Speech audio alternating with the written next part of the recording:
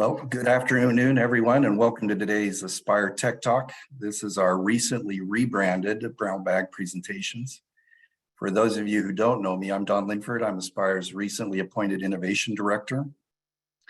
And before we get started, I just wanted to do a call out and remind everyone to save the date for our annual meeting here at Aspire. It'll be at the headquarters in Logan. It'll be from October to the 17th through October 19th. So you will see some new communication about that coming out from us in the coming weeks to save the date and also registration, but just wanted to make sure you knew about that, okay? Before we begin, I just want to remind everyone that our presentations will run, the presentation will run around 40 minutes. And then after it, there'll be time for engagement with our presenters. We're recording this session and it'll post out to our Aspire website later. For those who have logins, you'll be able to access it. So today it's my pleasure to introduce to you our presenters, Dr. Amy Wilson-Lopez, who's an associate professor in the School of Teacher Education and Leadership at Utah State University, and Dr. Brandon Allen, who is a program manager for diversity and culture of inclusion and engineering workforce development at Purdue University. They'll lead us through a discussion on achieving broader impacts in society through equity research in vehicular electrification. So Amy and Brandon, would you be kind enough to further introduce yourselves before briefly diving into your presentation? And the floor is yours. Thank you, Don. I am an associate professor in the College of Education and Human Services at Utah State University, where I study engineering education. And Don, would you mind enabling screen sharing? Thank you. And Brandon? Yep, I'm Dr. Brandon Allen. I'm at Purdue University. I'm the Aspire Program Manager for Diversity, Culture, and Inclusion and Engineering Workforce Development. A lot of the work that I've helped focus on is on mentoring, diversity, equity, and inclusion. And so I try to help Aspire with developing some of their mentoring programs. I help run their research experience for undergraduates programs. And I am one of the co-leads with Dr. Amy Wilson-Lopez, who for the equity research thrust. Thank you so much, Brandon. Thank you, Don, for your introduction. And most of all, thank you everybody for attending. I know it's the middle of the summer and I'm just so grateful that you're here. I'm especially excited for the industry members to be here. We will have 20 minutes of discussion at the end. And I think with this smaller group, we have great opportunities to share ideas. I know we would love to hear if you are interested in studies that we should be conducting but aren't. So ideas for new studies, we'd love to hear instruments we should be using that we're not using, places where we should be disseminating where we're not, et cetera. So I'm really, I'm looking forward to the presentations, but very much looking forward to the discussion and to your additional ideas. As Brandon and I presented last time, we see at least two types of equity research in Aspire. One is about the equity of design of technologies and systems. So as Aspire is implementing these new infrastructures and new technologies, conducting research on whether they actually are contributing to the equitable outcomes that we hope that they are contributing to. A very good example of this work within Aspire is Jenna Milford and Emma Reeves and their team at CU Boulder, where they are conducting research to see whether the implementation of EVs and EV infrastructures contributes to health equity and environmental equity through the reduction of particular types of pollutants. But there could also be studies of economic equity and other types of equity relative to the technologies themselves. And then another type of equity is equity in the educational approaches, community approaches, and relationships. So those of us who are within Aspire, right now we're working on our annual reports, and they all have this section, the EWD DCI section, or Engineering Workforce Development, Diversity and Culture of Inclusion. And I think we historically think of this as it's a practice, it's an application, it's things we do.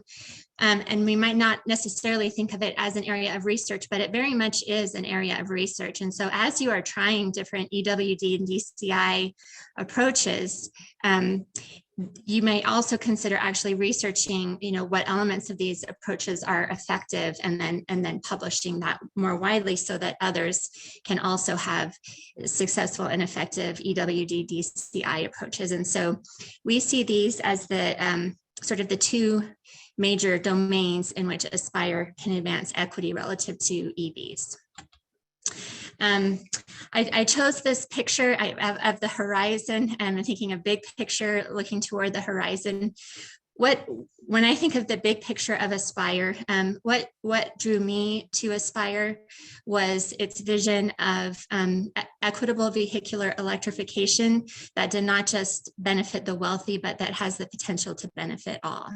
And to achieve that vision, we need actually research that focuses on equity. And I know we have these conversations internally a lot, but to achieve broader impacts, we also need to conduct research and share this externally so that the transportation systems of the future don't reproduce the inequities that have characterized the transportation systems of the past. And so really being vigilant and keeping our eye toward equity, and then publishing that widely to many different audiences, it's our goal as the equity research thrust, and the spirit of what we hope to have our conversations about today. So Brandon and I last time shared this, and we're not going to review this in more depth, but we just want to share it again for continuity's sake. And we see this as a living document. So if you see ways we can improve it, we would also love to hear that. But under the equity research and design of technologies and systems, in year 3, which is this upcoming year, we want to learn what would communities like to see from EVs and EV infrastructures. In year 5, are we actually doing that, and what communities would like to see, and how well are we doing it? How can we improve? And then in year 10, develop a scalable equity framework that can be used for EV infrastructures across the country or internationally. And then under the category 2, the EWD DCI category, in year 3, we want to conduct research on whether our approaches are effective and associated with positive outcomes, and then improve them and iterate on them. Year 5, study whether our iterations, whether and how they contribute to positive outcomes. And then year 10, we hope to disseminate materials widely regarding EWD DCI approaches in EVs that are effective. So the studies that we share today, and there will be 4 to 5 of them, are situated within this broader roadmap and are intended to advance this broader trajectory. And so as you're listening to these equity research studies, again, any comments we welcome at the end, but in particular, we want to know, how can we foster convergence? And so this might be with this, how might your team better converge with the studies that are presented today? Or conversely, how can people within the equity research thrust, how can we better converge with your projects? Do you have ideas that personnel or other resources can be used to support you as you conduct equity research? And how can we do that more synergistically better together? So with that, this is an overview of the 5 studies. And if we, the presenters for studies 1 and 2, mentorship and RIU, will be Brandon Allen. For study 3, it will be Konstantinos, also on behalf of Nadia, on equitable site selection. And then I will be presenting study 4, and if there's time, study 5 on curriculum related to environmental justice, and then public communications relative to EVs. And so Brandon and then later Konstantinos, I turn this over to you, and we'll just try to keep around 5 to 6 minutes. I think that'll keep us on track.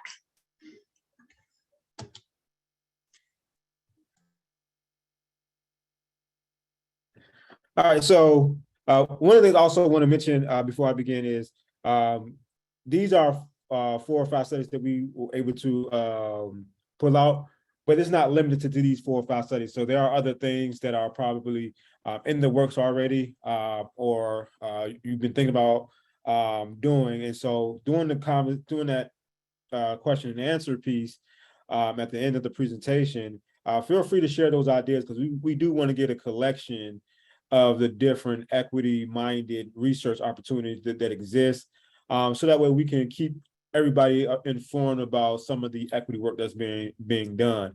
And so, but to begin, there are also ways in which if you was to break down the K-22, we also want to look at what we're doing internally with Aspire as well. So how is Aspire meeting its missions, providing equity, access, and opportunities for a diverse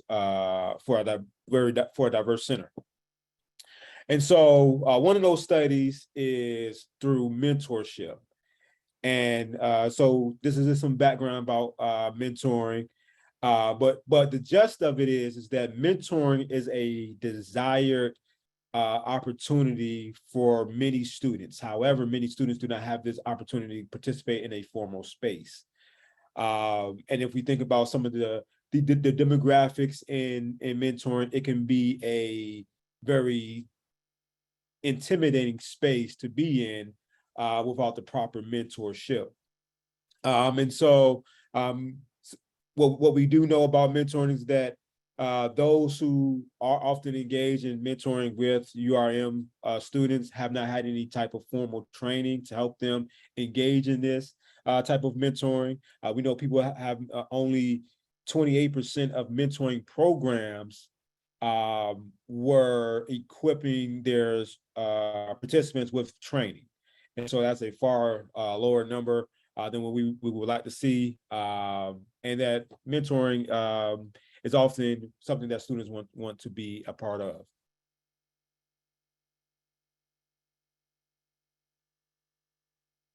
You can go to the next slide. Oh, there you go. Right. So here's the research questions that we want to ask about our own mentorship program. So number one was, how do mentors understand and enact culturally responsive mentoring practices? So basically, through our mentoring programs, how are they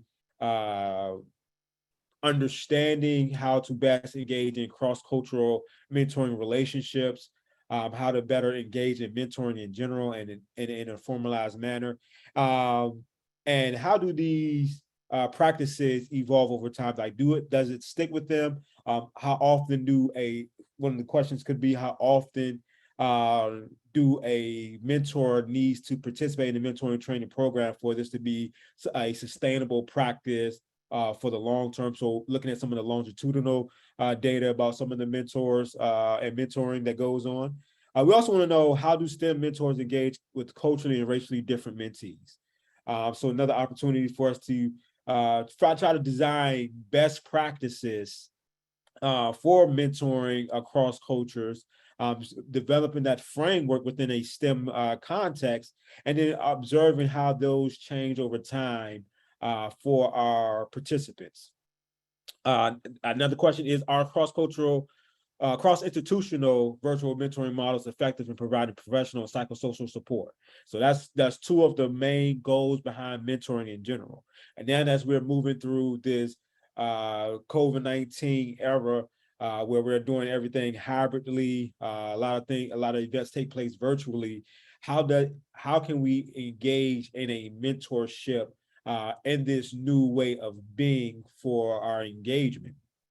And so we want to know, using the Engineering Research Center's mentoring program, what does that look like? And so we have a very great opportunity where we have a selection of different institutions that and people focus on a similar cause. How do we make sure that our students are progressing out and getting the mentorship that they need to be successful? And then finally, as they participate in the program, second to the last, as they participate in the program, how do mentees and proteges perceive their mentoring experiences in the Engineering Research Center? So what is the quality of those mentoring experiences as they participate within the Aspire Engineering Research Center? And then finally, how does the perception of engineering culture change with the engagement in mentoring program? So what is how do we see individuals' perception of what the landscape of engineering culture is, and how does that change as they engage in mentoring? And we want to know from both, not only just the mentee's perspective, but also from the mentor's perspective, right? Because the mentor, who may be already as invested into the culture, may not see it the same way as a student who may be coming to the culture for the first time, and they have different experiences. So how does a mentor's image of the culture change as they engage in this mentorship experience as well? And so this past fall, this past spring, we did a pilot of the cross-institutional mentoring program. So it featured 24 participants that came out to 12 mentorship pairs. And so what they engaged in was students from and faculty members from different institutions. So the institution that the student was engaged in, the mentorship that the student was engaged in was from a faculty member from another institution, not of their home. They participated in virtual mentoring training workshops on topics such as cross-cultural mentoring and the fundamentals of mentoring. Oh, this is not the, oh, all right. They did participate in one-on-one mentoring agreements and meetings, and engaged in, and they also completed a mentor assessment. Post-program data is forthcoming for this program, so we can have a baseline for how we can see our mentorship program being shaped and shifted by their participation and constant improvement based off assessment data. So this upcoming mentoring program, we have I'm currently working to design a faculty mentoring program as well as a near-peer mentoring program. And also there is a need for us to develop a central-wide needs assessment when it comes to mentoring. And so we can utilize and draw from current available data from data that we already collected, as far as some of the center-wide data that from this assessment that Beth provided. But also there can be an opportunity for us to develop using some of the mentoring assessment that we already have from this past mentoring program, and developing a needs assessment to try to help and be real intentional about addressing the needs of the Aspire Engineering Research Center to make sure that we're meeting their needs through our mentoring program. Also, it's worth exploring industry connected mentoring opportunities, and also discuss mentoring in the trades. And so we should be thinking about that, figuring out how we can develop these type of opportunities, and further exploration is certain to come over the next semester or two.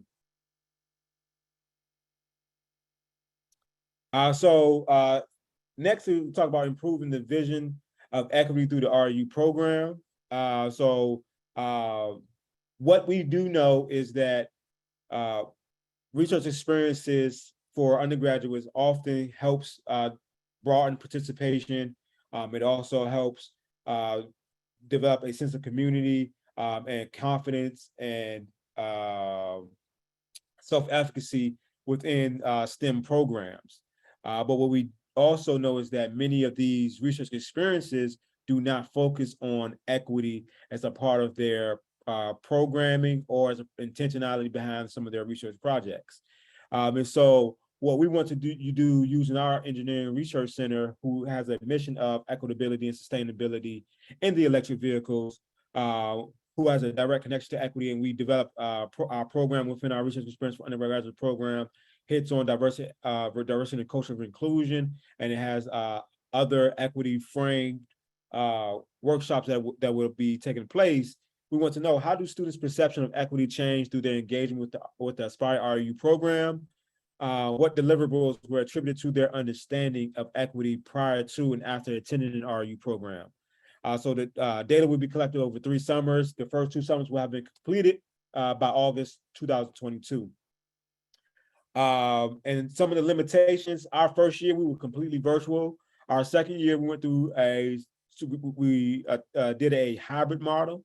And our third year is maybe an all in-person research engagement model, where the programming will still take place virtually, but their engagement on the research side of things will take place in person. Also, the first year were all Aspire students due to the COVID-19 pandemic restrictions. Second and third year, we'll be all external students. So it'll be interesting to see what the differences may be coming from being inside Aspire and then coming from outside of Aspire as well. Next, I would turn it over to Konstantinos, who would discuss the NDOT pilot. Thanks so much. Hello, everyone. So my name is Konstantinos. I'm a master's student in Purdue University working with Dr. Grisham under the Adoption Trust. And I'm really happy to be here today. And I will share a quick overview of the environmental justice and equity work that we are doing for the project titled Full-Scale Dynamic Wireless Power Transfer and Pilot Project Implementation. So as you can see from the diagram, we are trying to identify suitable locations with emphasis on accessibility and equity. And we will talk about the metrics that we are using later. And also, the goal is to engage with the local community. So the outcome of this procedure will provide us with the best alternatives in terms of location for the design and construction of the pilot tested. Next slide, please. As I mentioned earlier, one of the metrics we are using in order to identify suitable locations comes from a statewide suitability analysis from a previous research project. So according to that, each road segment suitability is characterized based on multiple criteria, such as track traffic, planned construction and preservation projects, distance from airports, ports, EV charging stations, or intermodal facilities, the floodplains, and also some input that the team has received from INDOT. Next slide, please. So here you can see an example of candidate locations based on the statewide suitability analysis that I talked about, and also all these prospective locations include the construction or preservation project that is either scheduled to start or in the future or is ongoing. So the goal here is to try to find some projects that they have already been announced from INDOT and try to also with the metrics that we're using to find the best location in order to use the project that is already scheduled and implement the pilot test. Next slide, please. Now focusing more on the equity and environmental justice aspect of the site selection, we're using the EPA Environmental Justice Screening Tool. So this tool combines environmental and demographic indicators and give us some environmental justice indexes, which is actually a combination of each environmental factor with the demographic index, which comes from the low income and minority data for each location. Next slide, please. Yeah, here you can see two representative maps for the Lafayette area. So on the left, we have the environmental justice index for the particular matter 2.5 for the state percentiles, and on the right we have the environmental justice index for the traffic proximity and volume. So just the first idea we are getting from that is that the candidate locations 1 and 2 are of higher interest because their performance is lower compared to the state levels, and also we can get the first idea that the candidate location 3 is of minor interest as it performance falls within the 60 to 50 percentile. Next slide, please. Yeah, so finally, For the community engagement efforts, we are looking to solicit opinions before and during the construction of the pilot testbed in order to examine shifts in opinions about EV adoption barriers. So we are planning to organize focus groups with experts and also community residents to examine mainly the knowledge on air quality issues in the community, the knowledge and perceptions of EVs and adoption barriers. And also, as I have already mentioned, we're trying to capture perceptions and also observe the feeling of the community about the actual construction of the pilot test. So I would like to thank you again for the time and the opportunity to present our work today, and hope you find it interesting. Thanks so much. Thank you so much, Konstantinos, and thank you to Nadia too. I know she has worked with you on that. So thanks both of you. And next, I will be presenting on some work we have been doing with high school students and teachers. And I want to begin by acknowledging Jennifer Taylor. She works with Teach Engineering, which is probably, I don't know if it's the largest in the world, but probably most in the country, the most visited resource for teachers nationwide to get lesson plans and ideas related to engineering. And this is K-12. And so Jennifer Taylor has done a great job of developing a whole high school course related to vehicular electrification that teachers can visit on the Teach Engineering site and then download and use. And we're conducting research on how teachers and students' perceptions of environmental justice change as they interact with the materials from this course. And so thank you to Jennifer Taylor as part of Aspire's larger mission of preparing a workforce beginning before college. So in this case, beginning in high school. Also thank you to Yvonne Santiago, whose ideas and her expertise on environmental justice have really shaped this study as well. So this study has been approved by an institutional review board, and we have two research questions. So the first research question looks at the high school teachers who are using this course and who are receiving professional learning relative to this course. The research question is, how do high school teachers understand environmental justice and enact environmental justice pedagogies?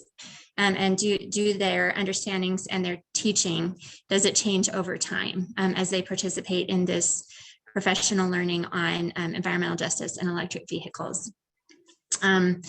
So we'll be interviewing the teachers, observing their instruction, taking photographs, listening, observing the professional learning sessions, and then conducting a focus group with teachers. And we have various types of both quantitative and qualitative analyses to determine, whether and how teachers' understandings of environmental justice relative to EV change over time. And these are all high school engineering teachers who teach a separate engineering course. It's exciting. We've got teachers in 3 states, so Texas, Utah, and Colorado, who will be participating. In addition to looking at teacher change over time, we also want to look at students change over time. So our second research question is, how do high school students understand environmental justice and act on environmental justice principles as they attend this high school engineering course? Do their understandings and actions change over time, and if so, how? And so similar to before, we'll do both quantitative and qualitative analyses of pre and post surveys, and we'll be photographing the work that students do.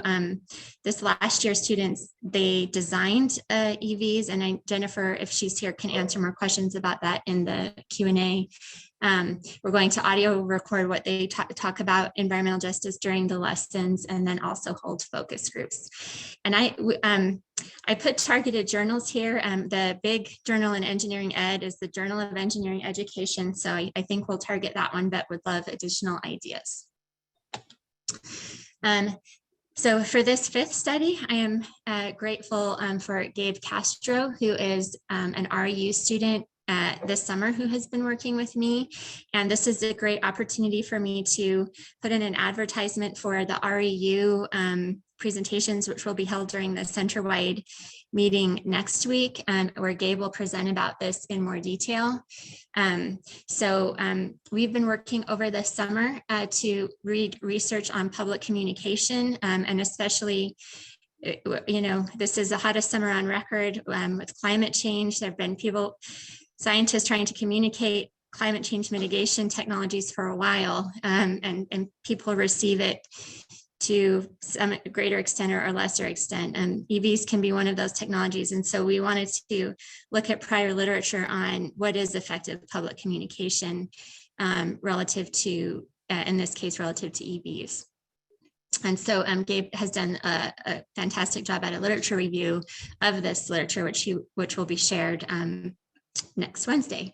And I also want to acknowledge Fawn Groves, who's the one who has been doing all of the community work.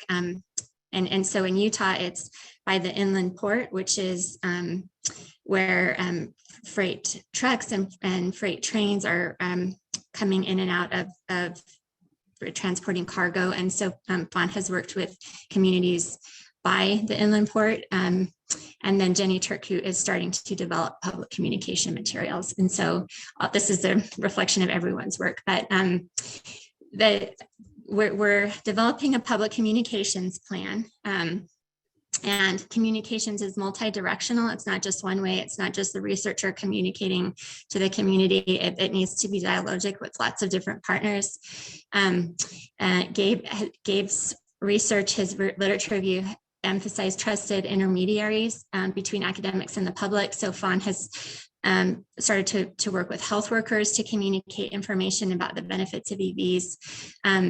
People are more inclined to like EVs if they have positive experiences with them. So we're thinking of ways that we might actually provide people with positive experiences of, riding EVs or using EVs or charging stations, so that they're not foreign or scary, but they have positive experiences with them. Public communication should center community values and interests.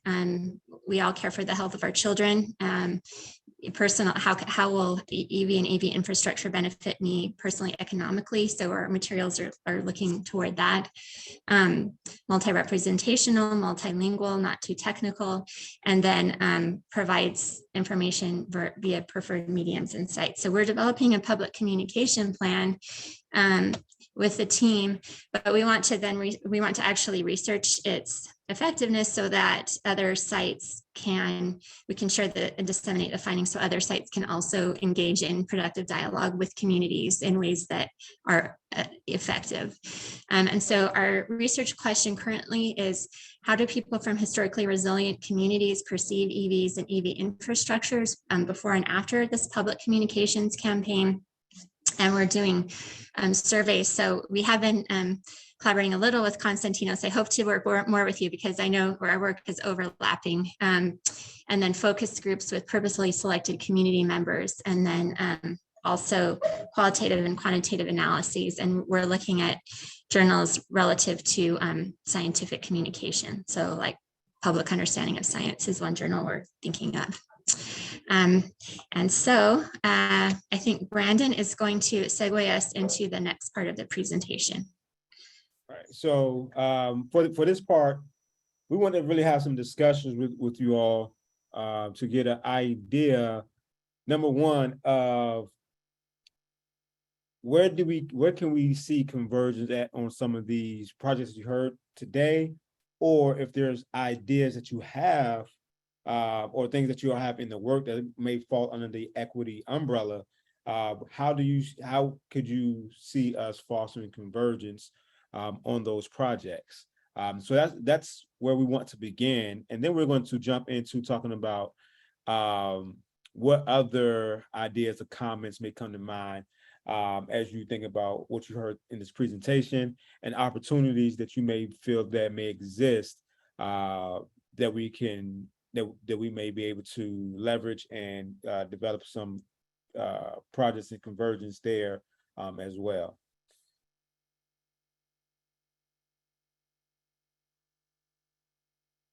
So let's start with the first first one, based off what you've seen, are there opportunities? Do you see any opportunities that may exist that you believe we can foster convergence, get other projects involved,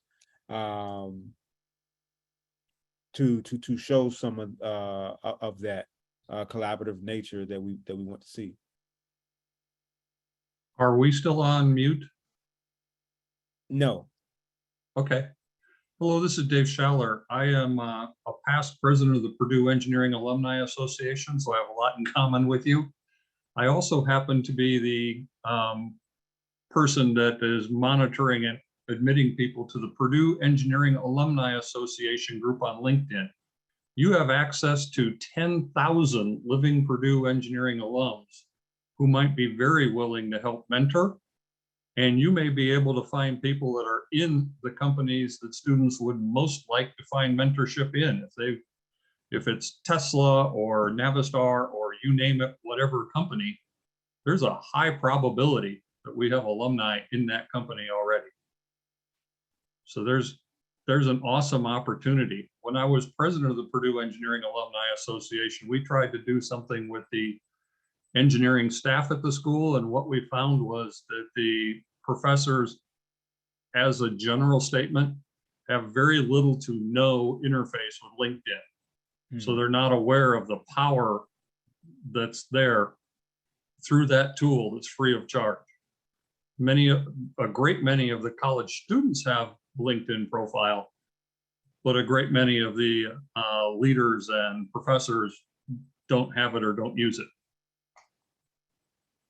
All right, thank you for that so much, Dave. I think that will be a helpful resource, and may also, I'm quite sure the other Aspire institutions also probably have a similar alumni association that we probably might collaborate. So I think that's a great idea, because what we want to be able to do, one of the things I want to be able to do is establish some type of mentorship for students in industry. And I think that's going to be very, very important. I know some students have asked about opportunities to engage with industry more, and having a mentoring program allows for some of that collaborativeness to occur. So thanks so much for that, Dave. Yeah, thank you. I think the Institute of Education Sciences, they recently came out with new guides on dissemination, with the understanding that a lot of times, especially academics, they publish stuff in journals and it doesn't go very far in reaching a broader range of people. So that really equity means communicating back with people who are most affected in ways that are relevant and understandable, and that I like that idea of LinkedIn as maybe it could be both recruitment tool, as you said, for mentors, but also I think dissemination, being creative, because a part of achieving broader impacts is, getting information into the hands of right people in a lot of different ways. So, whether we disseminate, I was thinking maybe transit authorities or, what are the conferences that are maybe outside of what I'm used to in engineering education, to really think broadly about how can we get this and the findings into the hands of as many people as possible in ways that are usable. And so I think LinkedIn is, thank you, it's something that I hadn't considered, but I think it could be used in lots of different ways.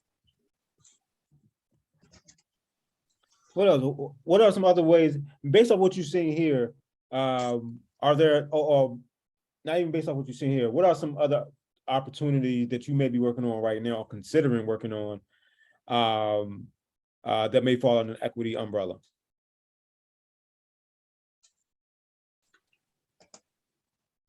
Hey, Brandon, this is Jeff Oyos from Sandag. We're based out of San Diego and just kicking off a regional medium duty, heavy duty zero emission vehicle blueprint planning process, and working with the Port of San Diego as well, and the transit authorities.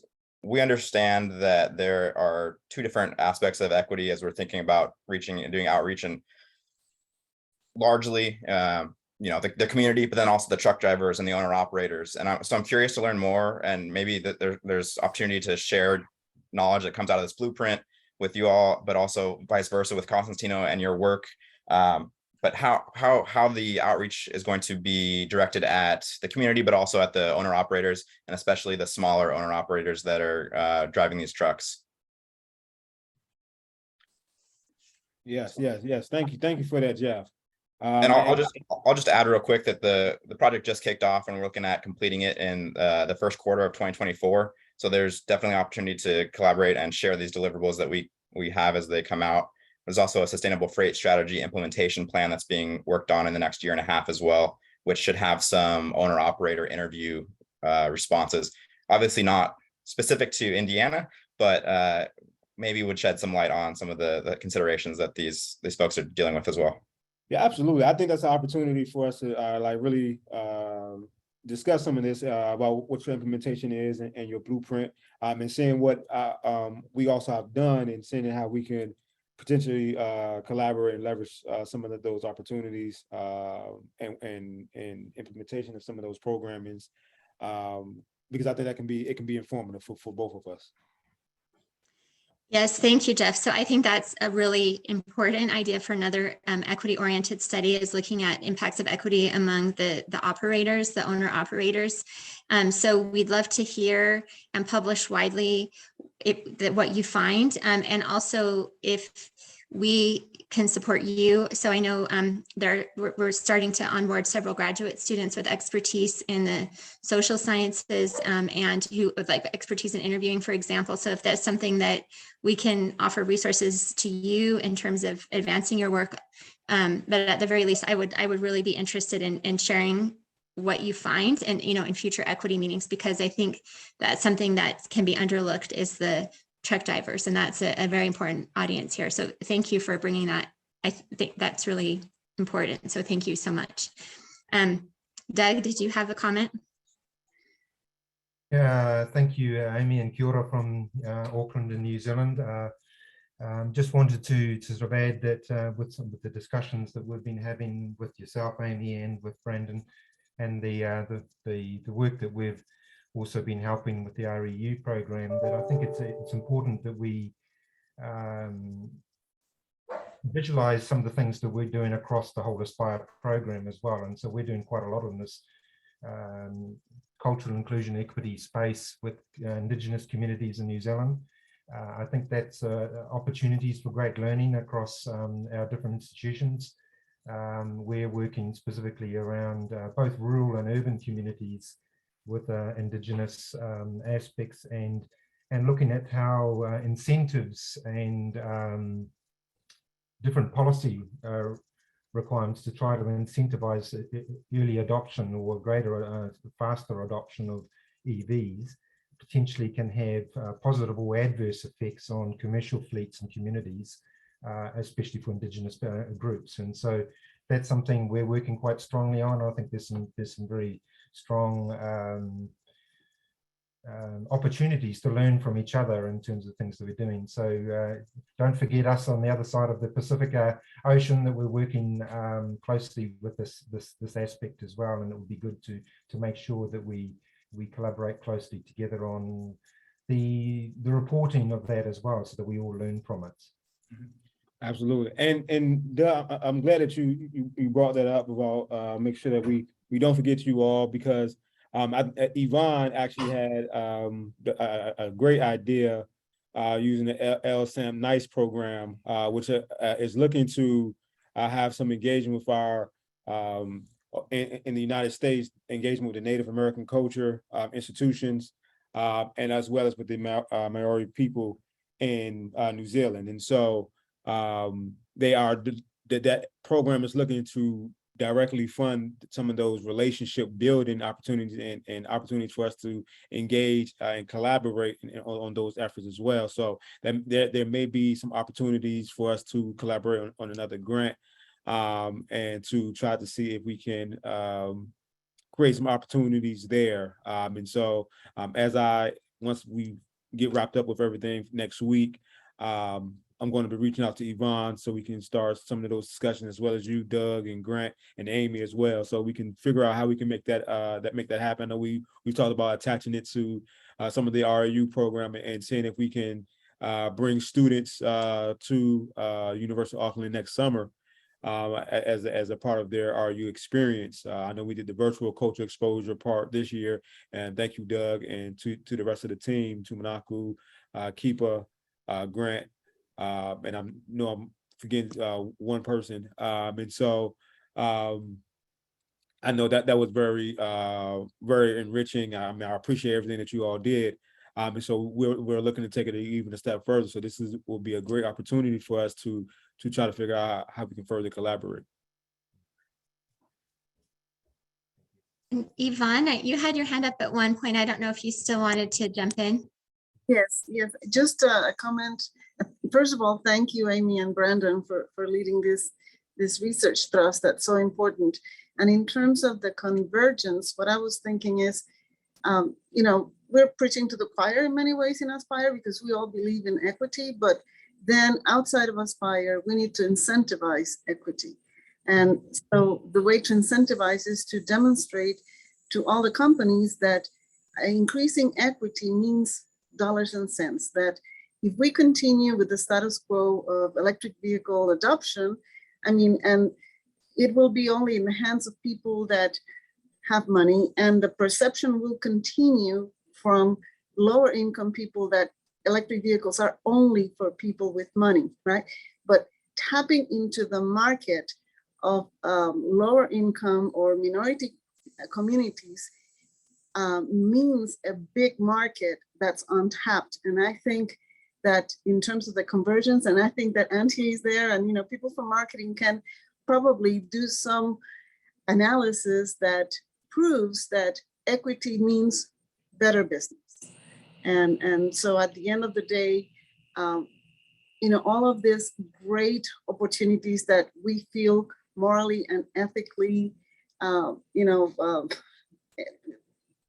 inclined to do, really at the end of the day also means that it's a better way of making business and more profits. So maybe look at ways to incentivize and in the publication and communications with companies also express that. So thank you. Thank you so much for that, Yvonne. And I think it's interesting that you talked about incentivizing equity because in the literature, and I know I believe it was Dr. Clausen's RU students last summer when they was looking at how was electric vehicles being discussed in the media. It was more so from a business model and more so than any other type of theme associated with electric vehicles, and they looked at whether they were talking about equity or climate change and stuff like that. And so being able to show not only in the dollars and cents of selling vehicles, but also in the dollars and cents of what equity means, and in the return on investments there, I think it is going to be a real interesting thing to look at, which will, of course, will require us to also engage with economists and stuff like that about the real sense of equity in this type of sense. But I do think that will make for a very interesting engagement area. And one last thought, if I may. So, as we do the focus groups and we do the focus groups, at Indiana and everything, what we need to understand is that the concerns of people that have higher income in terms of electric vehicles are very different to the concerns that people that are in the lower income bracket, in the lower quantiles, are very, very different. So that has to be reflected in our outreach efforts, right? But we have found, at least in El Paso, which is the area that we study, is people are very concerned about running out of charge while they're in traffic, not in terms of long range, but traffic jams, and then health issues, if they are cancer patients and things like that, that we never thought of whenever we look at all the literature of, perceptions of people of higher income for electric vehicles are always about range and price and mix, bells and whistles versus in lower income brackets. So I think that brings convergence, right? So we need to work with social scientists and engineers and everything. So working together is what will make the difference in moving forward in widespread adoption. One of the aspects of equity and electric vehicles that I see frequently being overlooked, I had a chance to work with Chicago and their public health folks and whatnot. And one of the things that's very clear is that a lot of the equity challenged areas are right along interstates, ports including airports, seaports, rail yards, etc., and factories. And all of those situations involve medium and heavy duty trucks. There can be just an immense amount of gain in environmental equity challenged areas by working to get electric trucks into the area more so than getting the people in those areas into electric cars. And I think that's a very frequently overlooked aspect of this equation. Thank you for your input on that, Dave. And I think you're absolutely right. I want to say, is there a study that I've heard of a study that already been associated with engaging and looking at the changes over time, I guess, or looking at the environmental impact of engaging electric vehicles and heavy duty vehicles, using electric heavy duty vehicles in areas and seeing what changes happen over time. I want to say somebody had mentioned that before, or maybe that was a thought that somebody had mentioned during the discussion at the annual meeting or the research meeting in December, or something along those lines. So I think you're right up the right alley, and I do think that will be a great opportunity for convergence purposes there. And I also believe that it serves equity minded as well. If we think about what is the perception of there, is change actually happening? And I do know some of that change has to happen over like longitudinal. You have to look at things over time, but it will be interesting to even take into account like whether actually imposing electric vehicle, heavy duty vehicles in some of these areas where there's often constant traffic actually improves the area within that use of electric vehicles. Just to help people get their heads around the difference it can make, the typical truck is running a 15-liter engine, whereas a passenger car is a 2 or 3 liter engine. Mm-hmm. So it's anywhere from 5 to 8 equivalent passenger cars to one truck. And the truck is probably running somewhere between 10 and 20 hours a day, depending on whether it's 1 or 2 shifts. The passenger car is unlikely to be working more than an hour to 2 hours out of the whole day. So the difference in air quality is far, far more impactful with electric trucks than it is with electric cars. Yeah, that's a fantastic point, Dave. I appreciate that. So I think that provides some opportunity for us to like really consider and brainstorm around and seeing whether we can whether there's opportunities that exist in that space. I think that's a at least a good thing for people to discuss at least. Are there any other ideas that people have out there, or any ways they see convergence based off of what they've seen, or projects that they know are coming down the pipeline at some point, and they're interested in fostering some of that convergence with the equity research?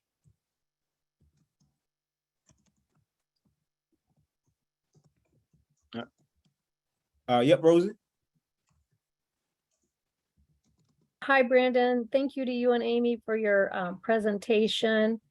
I guess I'm interested in asking Constantinos a question about the timing for the focus groups on his project. And as you mentioned earlier, I'm interested in the media coverage of electric vehicles, and just thinking about how, in terms of your timing, how we might coordinate to think about, I could look at the media coverage during the same period you're doing focus groups and surveys and kind of think about convergence that way. Yeah, thank you for your question. So right now we have not entirely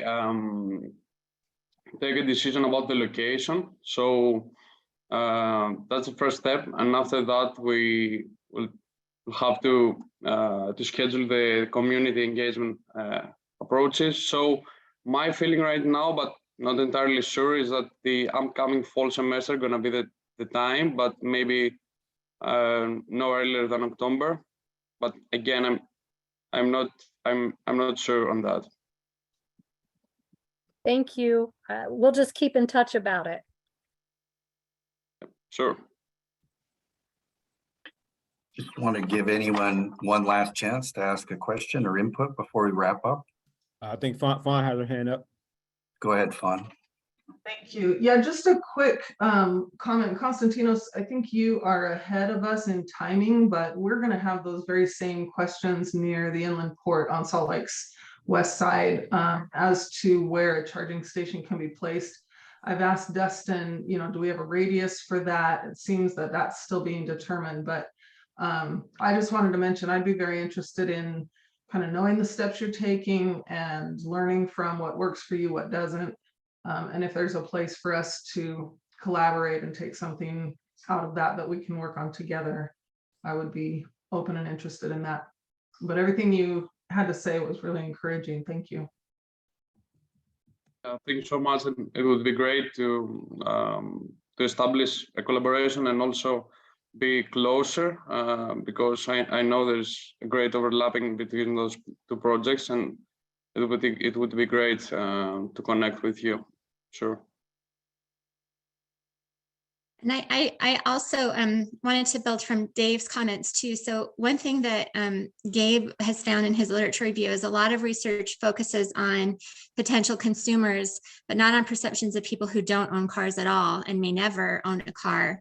But there are people who live by the inland port who don't own cars, but who still might have opinions about EV infrastructure. So, and Dave, I don't know, I know within the inland port, there's some potential hostility of people, or not hostility, but sort of some bad feelings about the pollution that has been brought by the inland port among the community. So I think maybe also better approaches for people who are electrifying trucks to have better, and fleets to have better community communications and get perceptions of people who may never own a car but are still being impacted. So with Fawn's work, some of the concern has been, are you going to put up big wires now because of all will we have electricity for our homes if you're taking it for the cars? What about our taxes? So even people who may never own an EV still, are deserve communication about the infrastructures that are going in place there. So I think that's something that we want to look at too, is